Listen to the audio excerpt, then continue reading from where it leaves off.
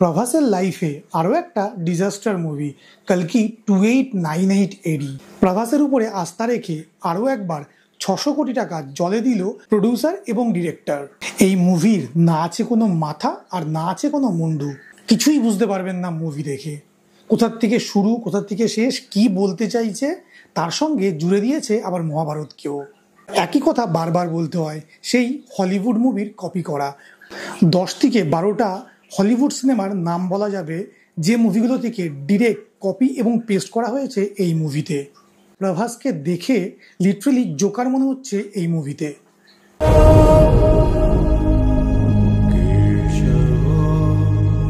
मैं आज तक एक भी फाइट नहीं हारा, ये भी नहीं हारूंगा।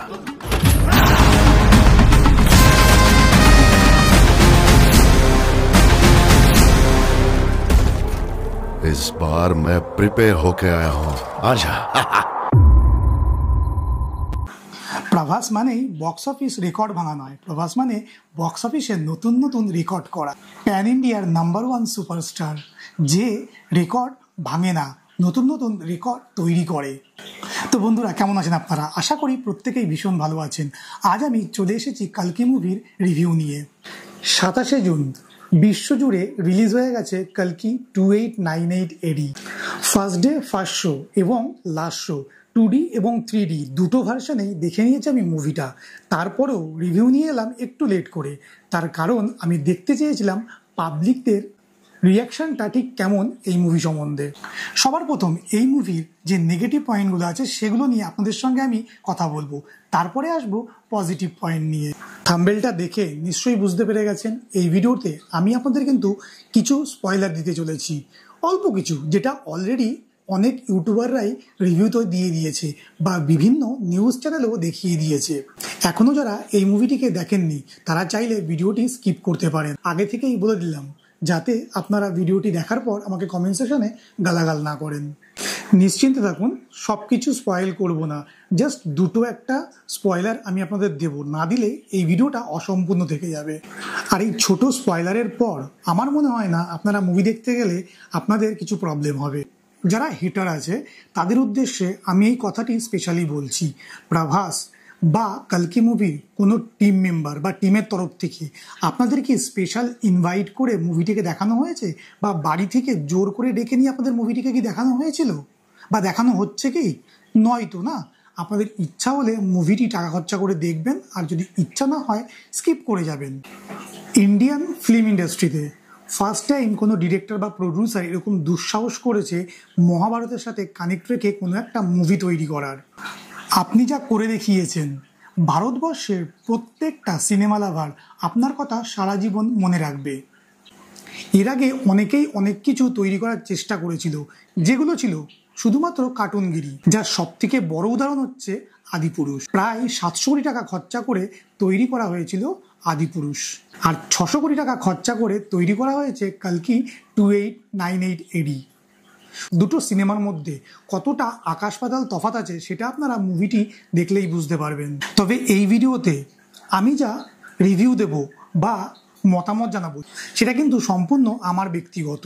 আর যারা মুভি লাভার তাদের ক্ষেত্রে আমি একটাই কথা বলতে চাই যে কোনো রকম কোনো মুভি রিভিউয়ের উপর ভরসা করে আপনারা সিনেমা দেখতে যাবেন না। তার কারণ হচ্ছে মুভি রিভিউ যারাই করে না কেন তারা কিন্তু তাদের পার্সোনাল মতামত জানায় মুভিটিকে দেখার পরে। হতেই পারে একটা মুভি আমার কাছে ভালো লেগেছে অথচ আপনার কাছে ভালো লাগেনি, আবার যে মুভিটি আপনার কাছে ভালো লেগেছে সেটা হয়তো আমার কাছে ভালো লাগেনি। তো এটা হচ্ছে পার্সোনাল চয়েস বা নিজস্ব মতামত। তবে যে সিনেমাটি নিয়ে পুরো বিশ্ব তোলপাড় হয়ে গেছে এবং 90% মানুষ যে মুভিটিকে নিয়ে পজিটিভ রিভিউ দিচ্ছে, সুতরাং সেই মুভিটিতে কিছু না কিছু তো ভালো জিনিস অবশ্যই আছে, না হলে পরে প্রত্যেকে এরকমভাবে ভালো রিভিউ দিতে পারে না। আর দেখুন, যারা নাকি নেগেটিভিটি করছে বা নেগেটিভ রিভিউ দিচ্ছে তাদের কথা নতুন করে আর কি বলি, সেগুলো তো মুষ্টিমেয় কিছু মানুষ। ধরুন আপনার প্রভাসকে ভালো লাগে না, প্রভাসকে ভালো লাগে না মানে প্রভাসের কিন্তু সব কিছুই আপনার কাছে খারাপ। প্রভাস যদি আপনাকে চাঁদও এনে দেয় তাতেও কিন্তু আপনি সেখানে খুঁত ধরবেন। সারা বিশ্ব প্রভাসকে যে সিনেমা থেকে চিনেছে সেটি হলো বাহুবলী। আচ্ছা বলুন তো, বাহুবলী মুভিতে অ্যাক্টিংটা তো প্রভাসই করেছিল, হ্যাঁ ভয়েসটা ডাব করা হয়েছিল অন্য কোনো আর্টিস্টকে দিয়ে। তার মানে কি এটা যে প্রভাস অ্যাক্টিং জানে না? পুরো সিনেমাটাতে অ্যাক্টিং তো প্রভাসই করেছিল, তাই না? তারপরে 2-3টে মুভি তার ফ্লপ হওয়ার জন্য দায়ী কিন্তু প্রত্যক্ষ বা পরোক্ষভাবে ডিরেক্টর। প্রভাসের কিন্তু এখানে কিছু করার ছিল না। প্রভাস তার জন্য টাকা পেয়েছে, মুভি করেছে। হ্যাঁ, এটা আপনারা বলতে পারেন তার মুভি সিলেকশনে কিছু ভুল ছিল। এরপর সালার মুভি নিয়ে কামব্যাক করলো প্রভাস, কিন্তু সেখানেও কিং খানের সাথে তার মুভির ক্লাস, তারপরে হেটারদের নেগেটিভিটি, তারপরেও কিন্তু মুভি যথেষ্ট ভালো ফলাফল করেছে, বক্স অফিসে ব্লকবাস্টার হিসাবে প্রমাণিত হয়েছে। তো এবার আসি মূল প্রশ্নে। কালকি 2898 এডি মুভিটি এমন একটা কনসেপ্টের উপরে তৈরি যেটা ছোট বড় প্রত্যেকেই কিন্তু এই মুভিটিকে সমানভাবে এনজয় করতে পারবেন। পুরো ফুল ফ্যামিলিকে নিয়ে এই মুভিটি এনজয় করা যায়, দেখা যায়। বাচ্চা থেকে বড় প্রত্যেকেই কিন্তু এই সিনেমাটিকে সমানভাবে উপভোগ করবেন। কালকি 2898 এডি এটা একটা সোজা সরল গল্প, যেটা একবার দেখেই সবাই বুঝতে পারবে।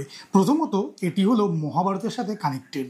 পৃথিবীর সর্বশেষ শহর কাশী, যেখানে এখন যে মানুষগুলো বেঁচে আছে সেখানে রয়েছে একটা গরিব শ্রেণী এবং একটা ধনী শ্রেণী, যারা রয়েছে একটা বিল্ডিংয়ে। যে বিল্ডিংয়ের মধ্যে আছে জল, বায়ু, খাবার, গাছপালা সব কিছু। আর গরিব মানুষগুলো যেখানে রয়েছে সেখানে গঙ্গার জল শুকিয়ে গেছে, দিন দিন অক্সিজেনের লেভেল কমে যাচ্ছে এবং মানুষরা একটু খাবারের জন্য মারামারি করছে। তার মধ্যে প্রত্যেকেরই স্বপ্ন কে টাকা জোগাড় করে বড়লোক হয়ে যাবে সেই বড়লোকদের বিল্ডিংয়ে। এর মধ্যে প্রভাস একজন। প্রভাস টাকার জন্য সব কিছু করতে পারে। বড় বিল্ডিংয়ের মালিক পড়ে আছে দীপিকার পেছনে, এবং দীপিকাকে ধরে আনতে পারলে পরে সে ডিরেক্টলি চলে যেতে পারবে সেই বড়লোকদের বিল্ডিংয়ে। এবং এখানে দীপিকাকে রক্ষা করার জন্য রয়েছে অমিতাভ বচ্চন। তো দীপিকাকে প্রভাস আদেও ধরে সেই বড় বিল্ডিংয়ের মালিকের কাছে নিয়ে যেতে পারে কি না পারে, এবং অমিতাভ বচ্চন দীপিকাকে বাঁচাতে পারে কি না পারে, শুরু থেকে শেষ অবধি এই মুভিতে আপনারা দেখতে পারবেন সেই গল্পটাকেই। সেকেন্ড হাফে যখন এই মুভিটি স্পিড ধরতে শুরু করে তখন কিন্তু আপনি সিট থেকে এক পা নড়া তো দূরে থাক, স্ক্রিন থেকে আপনি আপনার চোখও সরাতে পারবেন না। প্রভাস ফ্যানদের একটু ডিসঅ্যাপয়েন্ট করছি, বা আমি নিজেও একটু ডিসঅ্যাপয়েন্ট হয়েছি মুভিটিকে দুবার দেখার পর। প্রভাস কিন্তু এই মুভির মেন হিরো নয়, বা বলতে পারেন এই মুভিটি কিন্তু প্রভাসের নয়। অমিতাভ বচ্চন, প্রভাস, দীপিকা এবং কমল হাসান প্রত্যেকে কিন্তু সমানভাবে কন্ট্রিবিউট করেছে। আপনি এদের একজনকে ছেড়েও মুভির কথা ভাবতেই পারবেন না। আর এই 80 বছর বয়সে অমিতাভ বচ্চন এই মুভিতে যা করে দেখিয়েছে সেটা আজ অব্দি ইন্ডিয়ান সিনেমাতে অমিতাভ বচ্চনকে নিয়ে তো কেউ চিন্তা করেনি।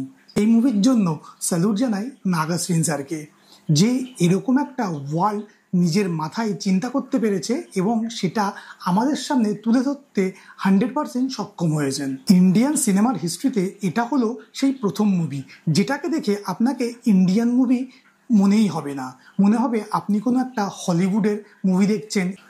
এর সিজিআই এবং ভিজুয়াল এফেক্ট এত দুর্দান্ত যে আপনার চোখ জুড়িয়ে যাবে।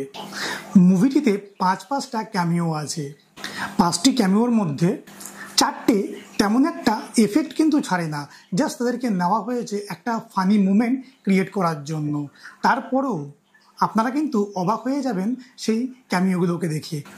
রামগোপাল বর্মা, এস রাজামৌলি, দুলকার সালমান আর বাকি দুজনকে আপনারা মুভি দেখার সময় দেখে নেবেন। তো এই সিনেমার যে খারাপ দিকগুলো আছে আগে আমি সেই পয়েন্টগুলো আপনাদের বলবো। এই সিনেমাতে দিশা পাটনি আছে 5 থেকে 7 মিনিটের জন্য। আমি বুঝে উঠতে পারলাম না দিশা পাটনিকে কেন এই সিনেমায় কাস্ট করা হয়েছে। শুধু ওইটুকু গ্ল্যামার দেখানোর জন্য কোনোই দরকার ছিল না দিশা পাটনিকে এই মুভিতে কাস্ট করার। এটা হলো সব থেকে খারাপ লাগা বিষয় এই মুভিতে। আমি আরও একজনকে দেখেও কিন্তু বেশ ডিসঅ্যাপয়েন্ট হয়েছি, যে হলো শাশ্বত চ্যাটার্জি। আমরা প্রত্যেকেই জানি শাশ্বত চ্যাটার্জি কত বড় মাপের একজন অভিনেতা। এক কথায় এই মুভিতে সে কিন্তু মেন ভিলেনের কাজ করেছেন এবং তাকে স্ক্রিন টাইমিং দেওয়া হয়েছে পুরো ঢেলে। এটা বলতে খুবই খারাপ লাগছে, সে তার ক্যারেক্টারটিকে কিন্তু 100% জাস্টিফাইড করতে পারেননি। তার স্ক্রিন টাইমিংগুলো অনেকটাই ঢিলা মনে হয়েছে, যেটা একজন ভিলেনকে দেখে আমরা ফিল করি। প্রভাসের যে অ্যাকশন সিকোয়েন্সটা এবং যে ইন্ট্রোটা দেখানো হয়েছিল সেটা অনেকটাই লেন্দি। ওটাকে আরও যদি পাওয়ার প্যাক করে একটু কেটে ছোট করা হতো সেটা কিন্তু অনেকটাই ভালো লাগতো। ওই সিকোয়েন্সটাতে মনে হয়েছে যে এই সিনটা কখন শেষ হবে, আর কতক্ষণ দেখব, ওটা একসময় গিয়ে একটা অধৈর্যের কারণ হয়। তো এগুলো তো ছিল এই মুভির নেগেটিভ পয়েন্ট। এবার আসি আমি পজিটিভে। প্রথমত 3 ঘন্টার মধ্যে 2 ঘন্টা আপনারা তো অমিতাভ বচ্চনকেই দেখতে পাবেন। এই মুভিটি দেখার পর অমিতাভ বচ্চনের প্রতি আপনাদের কিন্তু রেসপেক্ট এবং তার প্রতি ভালোবাসা আরও দ্বিগুণ হয়ে যাবে। অমিতাভ বচ্চনের নতুনভাবে আপনারা ফ্যান হয়ে যাবেন এই মুভিটি দেখে। আমার কাছে এই মুভিটা তো অমিতাভ বচ্চন স্যারের লাইফের সবথেকে সেরা মুভির মধ্যে একটি হওয়া দরকার। যতবার প্রভাস এবং অমিতাভ বচ্চনকে একসঙ্গে ফাইটিং সিকোয়েন্সে দেখবেন আপনাদের তো গায়ে কাটা দিয়ে উঠবে। 2 থেকে 3 বার আমরা কমল হাসানকে এই মুভিতে স্ক্রিনে দেখতে পারি, কিন্তু তার যা স্ক্রিন প্রেজেন্টেশন, যে ভিলেন মানে এরকম একজন খলনায়ক হওয়া দরকার যে প্রত্যেকটা খলনায়ককে হার মানিয়ে দেবে। অনেক মার্ভেলের মুভিগুলো তো দেখে থাকি, অনেক ইংলিশ মুভিতে দেখে থাকি, স্টাবলিশ করার জন্য প্রথম হাফটা অনেকটাই স্লোতে যায় এবং তারপরে বিল্ড আপ করা হয় সেকেন্ড হাফে গিয়ে। এই মুভিতেও কিন্তু সেটাই করা হয়েছে। তবে আমার কাছে এটা কিন্তু নেগেটিভ দিক নয়। একটা বড় গল্পকে স্টাবলিশ করার জন্য এইটুক সময় তো দিতেই হবে। এত বড় একটা জিনিসকে এক্সপ্লেন করার জন্য এইটুকু বিল্ড আপের তো দরকার ছিল বলে মনে হয়। ইন্টারভেলের পর থেকে মুভি যখন পিক আপ নিতে শুরু করবে আপনারা সিট ছেড়ে তো উঠতেই পারবেন না এবং লাস্টের 20 মিনিট তো গুজবাম সিচুয়েশন তৈরি করে। অনেকদিন পর সিনেমা হলে গিয়ে এরকম একটা মুভি দেখতে পেলাম, সারা সিনেমা হল ধরে সিটি এবং তালি মেরে যাচ্ছে প্রত্যেকে। কালকির ফার্স্ট পার্টে আসলে কালকি কে এখনো কিন্তু রিভিল করা হয়নি এবং আমরা ভাবছিলাম প্রভাস মানে ভৈরবাই হয়তো কালকি হবে বা কালি হবে। সিনেমা শেষে প্রভাসকে আপনারা দেখতে পারবেন অ্যাজ এ কর্ণ হিসাবে। আমরা জানি মহাভারতে কর্ণ কিন্তু মরে গেছেন, কিন্তু এখানে প্রভাসকে কর্ণ হিসাবে দেখানো হয়েছে। এটা হচ্ছে মুভির একদম এন্ডের সারপ্রাইজ, যেটা আপনারা না দেখলে বিশ্বাসই করবেন না। মুভিটি আমি তো ভীষণ এনজয় করেছি। অলরেডি প্রথম দিন এই মুভিটি আমি 2 বার দেখে নিয়েছি। এরপরও আমি যদি আরও 5 বার দেখি তারপরও মুভিটি আমার কাছে কিন্তু পুরনো হবে না বা বোরিং লাগবে না। এই মুভিটিকে আমি আবার দেখতে পারবো। তো এই জন্য বন্ধুরা আপনাদের বলছি, কোনো রকম কোনো রিভিউয়ের ভরসা না করে টিকিটটা কাটুন এবং মুভিটি হলে গিয়ে দেখে আসুন। কারণ সিনেমা থেকে মুভিটি চলে গেলে এরপরে কিন্তু এই সিনেমা আর বড় পর্দায় দেখার সুযোগ পাবেন না। সুতরাং আমি বলবো টিকিট কেটে মুভিটি সিনেমা হলে গিয়ে দেখে আসুন, তাহলে বুঝতে পারবেন এই মুভিটি কি তৈরি করা হয়েছে, কেনই বা এত মানুষ এই মুভিটিকে নিয়ে এত পজিটিভ কথা বলছে। এবং আপনাদের মধ্যে যারা মুভিটি দেখে এসছেন আপনাদের কেমন লেগেছে কমেন্ট সেকশনে কমেন্ট করে জানাবেন। তো বন্ধুরা কি মনে হয় এই মুভিটি কি সব সিনেমার রেকর্ডগুলোকে ব্রেক করতে পারবে? কমেন্ট সেকশনে কিন্তু অবশ্যই কমেন্ট করে জানাবেন। মুভির অনেস্ট রিভিউ পাওয়ার জন্য চ্যানেলটিকে সাবস্ক্রাইব করে এক্ষুনি বেল আইকনটি প্রেস করে নিন, যাতে এরকম ভালো ভালো মুভির রিভিউ আপনারা পেতে থাকেন। দেখুন এই মুভিটিকে দেখার পর আমি কিন্তু সম্পূর্ণ আমার নিজের মতামত জানাচ্ছি। আমি কিন্তু কারোর উপরে এটা জোর করে চাপিয়ে দিচ্ছি না, এটা সম্পূর্ণ আমার মতামত। এই মুভিটিকে দেখার পর এই মুভিটিকে আমি দিতে চাই 4 স্টার। তো আপনাদের মধ্যে যারা মুভিটিকে দেখেছেন আপনাদের হিসাবে এই মুভিকে কত স্টার পাওয়া দরকার এবং মুভিটি টোটালে কত কালেকশন করবে, আপনাদের মতামত অবশ্যই কমেন্ট সেকশনে জানাবেন।